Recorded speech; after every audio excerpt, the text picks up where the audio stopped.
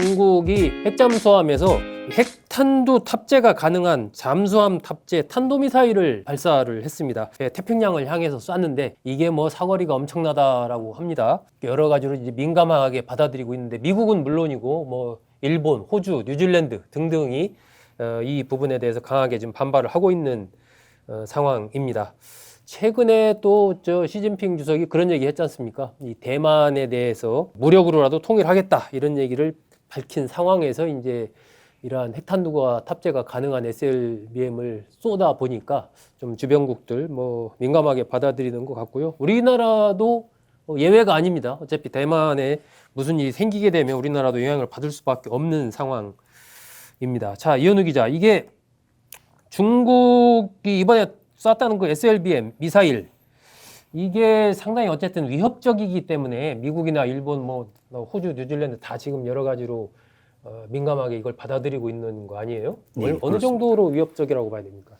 네, 사실 이번에 중국군이 시험 발사했다고 밝힌 이 미사일의 경우에는 정확히 어떤 미사일인지조차 자국에서도 밝히지 않았다고 알려져 있습니다. 아, 예. 다만, 비밀에 붙였군요. 네, 그렇습니다. 다만 중국 매체들을 통해서 나오는 것이 아마 이번에 발사한 미사일이 사거리가 이제 1만 킬로미터가 넘는 네. 이제 3세대 SLBM 미사일인 G랑 3가 아닌가 이런 추정이 나오고 있는데요. 네. 사거리 1만 킬로미터면 미국 본토는 물론이고 전 세계 대부분 지역으로 이제 공격이 가능한 굉장히 거대한 대형 탄도미사일로 알려져 있습니다. 물론 이번 시험 발사에서는 시험용 탄두를 썼다고 밝히긴 했지만 이게 만약에 실전에서 사용되면 아마 중소형 도시 정도는 날릴 수 있다 이런 얘기까지 나오는데요. 네. 특히 중국이 핵잠수함에서 이런 핵투사가 가능한 탄도미사일 발사 시험을 자기네가 성공했다 이렇게 공식적으로 발표한 건 이번이 처음이라고 합니다. 아, 처음이군요. 그래서 미국이나 일본에서는 굉장히 강력한 군사 도발이다 이렇게 지금 판단을 하고 있습니다. 이게 적대적인 국가들한테 직접 시험 발사가 성공했다 이렇게 발표를 한 걸 보면은 네. 발사가 실패하진 않았을 것이고 그리고 분명히 무력과시 성격이 굉장히 강하다 이런 분석이 나오기 때문인데요. 게다가 중국 측이 이번엔 어디로 발사를 해서 또 어디서 이제 이게 떨어졌는지 궤적도 발표를 전혀 안 했습니다. 그러다 보니까 이제 일본 정보 당국에서는 지금 파악을 한 게 아마 마카오 앞바다에서 발사를 해서 이게 미국의 괌 기지를 넘어 태평양 중부까지 날아간 거다 이렇게 추정을 하고는 있습니다. 네. 그래서 호주와 뉴질랜드도 굉장히 크게 반발을 하고 있는데요.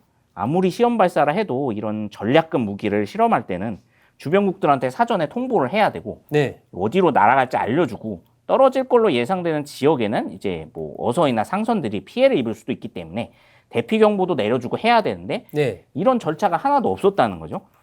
중국은 발사 전에 주변국들한테 통보를 했다 이렇게 주장은 하고 있습니다. 우리나라랑 일본에도 알렸다 이렇게 해명은 했는데 사실 이제 미사일이 어떤 미사일인지 알려주지도 않고 어디로 날리는지 알려주지도 않았는데 네. 그냥 쐈다고 통보만 하면 되는 거냐 이제 이런 비난이 나오는 것 같습니다. 네. 통보식으로 그냥 하다 보니까 여러 가지 주변국들에게도 민감한 얘기를 들을 수밖에 없는 상황이군요. 그런데 중국에서 이렇게 어쨌든 민감한 시험을 했다면 뭐 아까 여러 나라들이 민감하게 받아들이면 특히 일본 입장에서 지금 중국의 대만 침공에도 지난번에 다카이치 총리도 가만히 있을 수는 없다 뭐 이런 얘기 했잖아요. 네. 굉장히 민감하게 이 문제를 볼 것 같고 특히나 평화헌법 개정 싸울 수 있는 나라로의 일본의 전환 이런 걸 추진하고 있는 일본에게는 이런 게 좋은 명분이 될 수도 있을 것 같다 이런 생각도 좀 드는데요. 네, 그렇습니다. 안 그래도 일본 안팎에서는 그동안 이미 제기되었던 핵무장 이야기가 좀 더 발전을 해서 네. 만약에 미국이 자체 핵무장을 이제 허가를 안 해줄 경우에 차라리 방위용 핵무기를 뭐 미국이나 다른 나라로부터 사오자는 이야기까지 나온다고 합니다. 네. 이제 이 경우에 일본 평화헌법과 함께 지금까지 유지가 되었던 이제 비핵 3원칙, 즉 핵무기는 만들지도 가지지도 반입도 안 한다. 이 원칙이 깨질 수 있다는 건데요. 네. 특히 일본에서는 이번 중국의 핵도발이 단순한 무력 과시를 넘어서 대만 공격이 임박하고 있다. 이런 지금 신호탄이 아니냐 이런 분석까지 나오고 있습니다. 일본은 또 대만 인근 지역의 오키나와가 지금 마주하고 있기 때문에 대만 문제에 굉장히 민감한 상황인데요. 네. 말씀해 주셨듯이 다카이치 총리가 대만 유사시에 일본이 충분히 이제 개입할 여지가 있다. 이렇게 시사를 했었기 때문에 네. 일본 정부 입장에서는 이제 만약에 상황이 발생하면 대내외적인 압력을 엄청나게 받을 걸로 알려져 있습니다. 사실 최근 트럼프 대통령이 또 중국을 방문했었고 시진핑 국가주석과 정상회의가 끝난 이후에는 네. 좀 미중 간 충돌 가능성은 약해진 게 아닌가 그런 이야기까지 나왔었다가 갑자기 이번 일로 한 번에 뒤집어버린 상황입니다. 결국 중국의 이러한 도발이 다카이치 정권의 재무장에 큰 명분이 될 걸로 예상이 되고 있는데요. 중국하고 일본은 대만 문제 이외에도 자체적으로 뭐 센카쿠 열도라든가 이런 해양 영유권 분쟁을 많이 갖고 있기 때문에 일본이 재무장을 하면 이걸 둘러싼 분쟁도 더 심화될 걸로 우려가 되고 있습니다. 그리고 미국이 이러한 중일 간 갈등을 통해서 대만 유사시 개입할 수 있는 여지가 더 커지는 게 아니냐 이런 우려도 나오는데요. 일단 트럼프 행정부는 그동안 기조가 동아시아 문제는 현상 유지로 두고 뭐 이란과 같은 중동 문제를 우선시한다 이런 정책이었는데 네.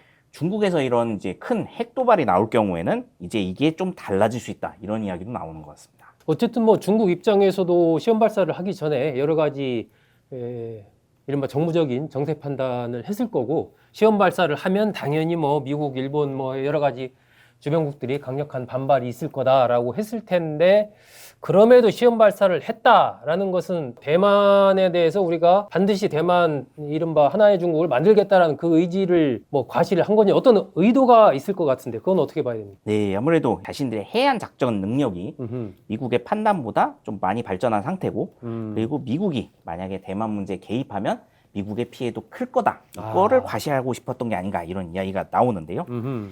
사실 이번 시험 발사와 관련을 해서 중국 정부가 어떤 작전 목표를 갖고 있었느냐 이것에 대해서는 발표를 안 했다고 합니다.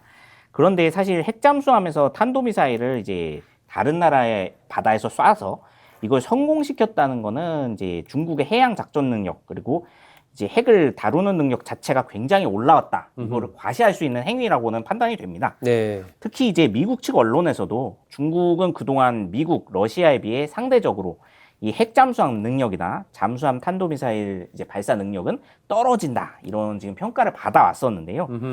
중국이 지금 핵잠수함을 자체 개발한 걸 갖고 있는데 그동안은 이제 엔진 소리를 줄이지 못하고 그 은밀성이 떨어져서 탐지가 쉽다. 이런 평가를 받아왔었다고 합니다. 근데 이번에는 이제 자체적으로 이런 시험 발사를 이제 우리가 했다고 발표할 정도로 미국이나 서방 국가들이 이제 캐치하기 전에 먼저 성공을 시켰다. 이런 성과가 나왔다는 겁니다. 그 자신감을 중국이 이제 대내외적으로 과시를 한 거군요. 예, 그렇습니다. 그래서 이제 핵잠수함이 만약 대만에서 군사작전이 벌어질 시 중요한 전력이 될 것도 과시를 하면서 대만 해협 자체가 폭이 굉장히 좁다 보니까 여기서는 이제 잠수함을 이용한 은밀 작전이 또 굉장히 중요한 부분을 차지할 거라고 예상이 되고 있습니다. 그래서 이제 미국 입장에서는 이런 중국의 작전 능력 상향을 보면서 대만 문제에 개입을 해도 미국이 이제 굉장한 피해를 각오해야 된다. 그리고 주변 국가들한테도 아하. 이 전쟁에 함부로 개입하지 마라. 아마 그런 시그널을 주기 위한 판단이 아니냐. 이런 이야기가 나오는 것 같습니다. 어쨌든 이현웅 기자 설명대로라면 그 중국의 대만 병합 여기에 대한 강한 의지를 착착착착 이제 진행해 가고 있다. 그렇게 볼 수도 있겠네요. 예, 그렇습니다. 그런데 사실 어쨌든 중국의 이러한 움직임 이 부분에 대해서 우리나라도 예외가 될 수 없고 굉장히 민감하게 이 문제를 또 볼 수밖에 없고 대만 관련된 어떤 그런 사태가 발생하면은 바로 또 영향을 받는 거 아니에요? 이게 앞으로 상황 어떻게 전망을 해야 됩니까? 네, 아무래도 미국과 중국의 군사적 긴장감이 많이 올라가고 있는 상황이고 네.